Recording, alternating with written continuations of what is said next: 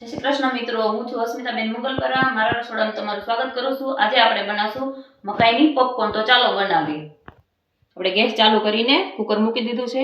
હવે આપણે થોડુંક તેલ નાખશું એમાં, અને આપણે બે રીતથી બનાવશું, એક સફેદ અને એક હળદરવાળી, બે બનાવશું. આપણે તેલ મૂકીને હવે મીઠું નાખી દઈશું થોડું, અને તેલ આવવા દઈશું.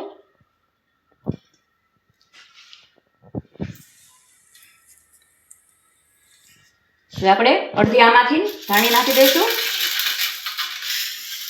અને કુકરની સીટી આવી રીતે કાઢી નાખશું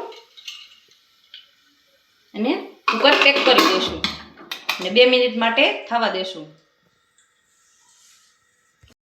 આવી રીતે આપણે સેસ કુકરને હલાવશું.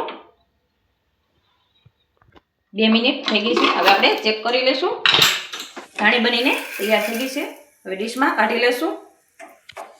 આપણી સફેદ ધાણી બનીને તૈયાર થઈ ગઈ છે મિત્રો. હવે આપણે હળદરવાળી ધાણી બનાવશું.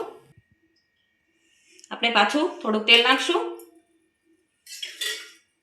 અને મીઠું નાખશું અને સહેજ તેલને ગરમ થવા દઈશું. આપણે થોડીક હળદર નાખશું એમાં અને મકાઈ આપણે નાખી દઈશું અંદર અને કુકર બંધ કરી દઈશું અને 2 મિનિટ માટે થવા દઈશું. આપણે 2 મિનિટ થઈ ગઈ છે. હવે જોઈ લેશું.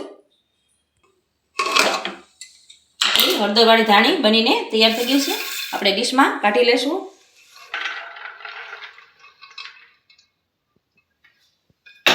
આપણે સફેદ અને હળદરવાળી બે ધાણી બનીને તૈયાર થઈ ગઈ છે મિત્રો.